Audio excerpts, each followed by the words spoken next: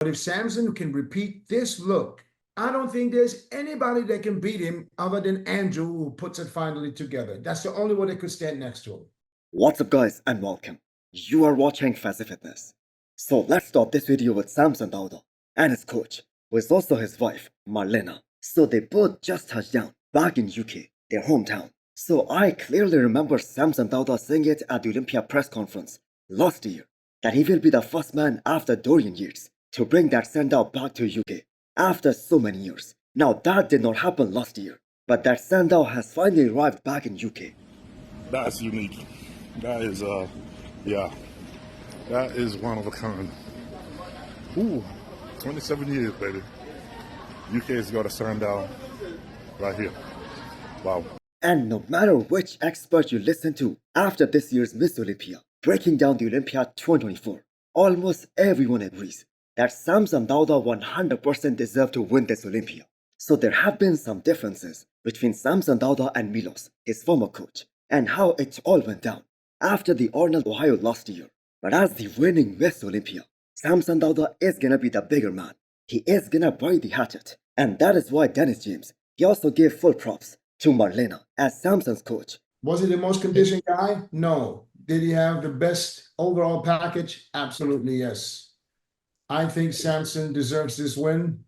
His wife is his coach. She gets my respect. Whatever they did, it worked. That if he stays on track, he can win the Olympia as long as he wants. And also hinted that Samson will be guest posing in his show next year.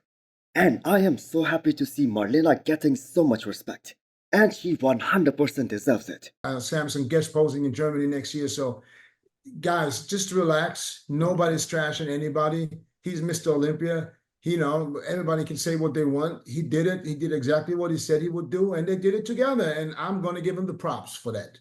And I have got to say, if she tries and go into the coaching business, I am sure she will get a lot of clients, and she will do exceptionally well. But on the flip side, I am very sure that with that $600,000 in prize money from the Olympia and several other sponsorship contracts, they won't be interested in that. So DJ also said what we are all expecting to see in the future, that Samson Dauda and Andrew Jack, they are the ones to look out for in the men's open bodybuilding for the foreseeable future. Because these two guys, they are the future of men's open. Because Samson Dauda was able to beat Tonio Bton, especially at the finals, and quite comprehensively. So even an improved version of Tonio Bton, from the prejudging to the finals, that could not convince the judges to see it as a close contest, as it was at the prejudging. And what if Samson Dauda just keeps on improving on that look that we saw at this year's Olympia stage? He is gonna be just so scary and so damn hard to dethrone. I mean, who is gonna beat him? Because there is only so much muscle Hadi or Derek can put on their frame before they max out. But Samson Dauda, on the other hand, he is a blend of everything. Great structure, unbelievable mass. Now he isn't the most ripped guy out there, but good enough to hold his own against Hadi and Derek-like conditioning. Now, as of right now, he is the gold standard. I mean, he just won the Olympia. And the good thing is that we do not have to wait another year to see him back on the stage, to see the reigning Mr. Olympia again, because he is gonna be doing this upcoming Arnold, which is happening in March. Next up, we have an off-season physique update from Tonio Bton. But first, I have to say what happened to his elbow and his arm. So he got into an accident, but thankfully it only required a little break from training, and now the man is back in the gym. So Tonio Bton is the winner of this year's Cali Pro. So he was qualified for this year's Miss Olympia, but he decided not to do the Olympia this year because he wasn't confident that he's gonna place in the top 6 with the physique that he currently had. Now, after getting to see this year's Miss Olympia and watching how great all of these guys, especially in the top 6, looked, that was an accurate assessment. And for those of you guys who do not know, Tonio Bton was originally a 212 guy, and ever since he transitioned into the men's open class, he never really had a long off season. So Tonio Bton, just like Andrew Jack, he was continuously competing. And although he did put on some solid size, especially from last year to this year, he did the New York Pro 2023. Just compare that to this year's New York Pro. He is 100% bigger, but still that wasn't good enough to get him into that first call out at the Olympia this year. I mean, I'm gonna go as far as saying this. He probably would have had a hard time placing top 8 again, that same place that he got at the Olympia 2023. Now I am actually really excited to see how Tonio Bton shows up. Whatever show he does in 2025, the man we all know has got awesome symmetry, great V-taper. He is so damn complete from the back, top to bottom. And the back we all know is that one particular area where so many of these top guys, they are still lagging. So good thing for Tonio is that he has that already covered. Plus I have to say in most of the shows that Tonio has done in the past, he is always in shape. He always brings the condition. So all Tonio has to do is to be really careful on how fast he tries to get bigger to grow his physique. Because we have seen that so many times. So many great physiques in the past who ruined their overall look because they got too big too fast. Now I'm gonna say Tonio would not have placed top 6 at this year's Miss Olympia, but I think he would have compared extremely well against William Bonac, who placed 7th. But do let me know what you guys think. The giant killer Shaun, the former 2x 212 Olympia champion, he also talked to his fans, giving his thoughts on the Olympia this year, and also the future plans. Shout out to my man Keone, the prodigy, his entire team, his wife Amanda, his coach Patrick, on an amazing, stellar performance, well-deserved victory, bro. I'm excited for the rubber match again next year. Now the score is tied between Keone and myself, 2-2. He's got 2 titles, I got 2 titles. But at the same time, guys, I can't count out my fellow competitors who are hungry, who are itching. Kareth, Angel, the whole entire 212 division, man. These guys are, again, they're hungry. They want that title, and I know that these guys are training hard.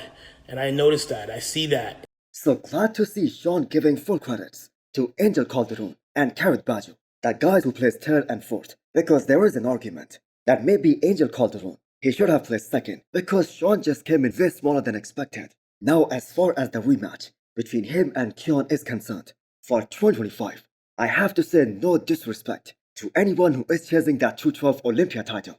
But all these guys, including Shaun, all they can do is hope and pray to God that Keone misses his mark and he comes in less than 100%.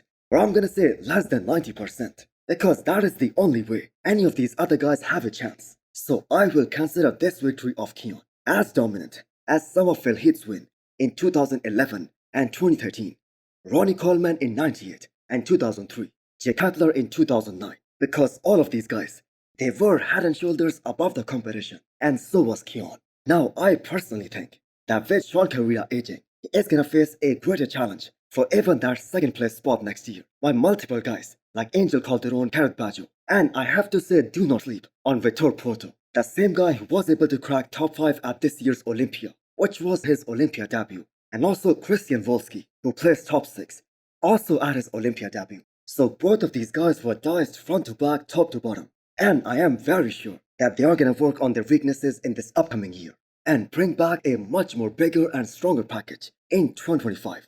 So it was a phenomenal pro debut by both Vitor and Christian Wolski.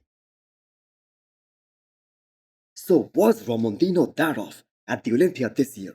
Or is Jose Manuel, aka Josema Beast, that good? So this is such a great comparison between him and Ramon, and Josema really stood his ground against a guy like Ramon.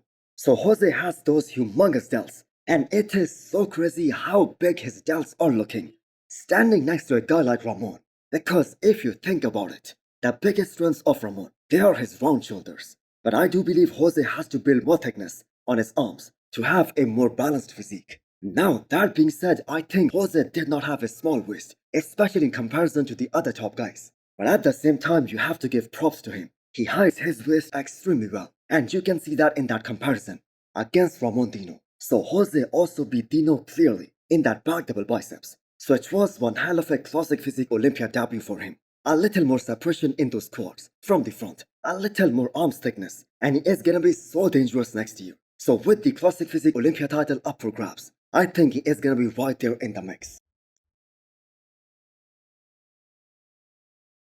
So this video of Hunter Labrada, posted by his coach Ben Chow backstage at the Olympia this year, that is a proof that the live stream really takes away from all of the hard work of these amazing athletes and the real condition that they bring to the table. And I have got to say, damn, Hunter was so peeled and absolutely ripped to shreds especially on Friday night at prejudging.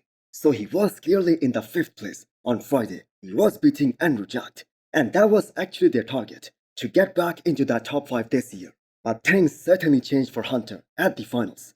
But that is a look with which both Hunter and his coach Benchel, they would be super proud of. Now, if it all goes well, Hunter is going to enter this year's Arnold for the very first time in his career. So Martin beating Andrew Jack and Hunter Labrada on his first ever Miss Olympia, that was a big deal. And he convincingly beat both these guys. So it is gonna be really interesting to see what changes these guys are gonna make for 2025.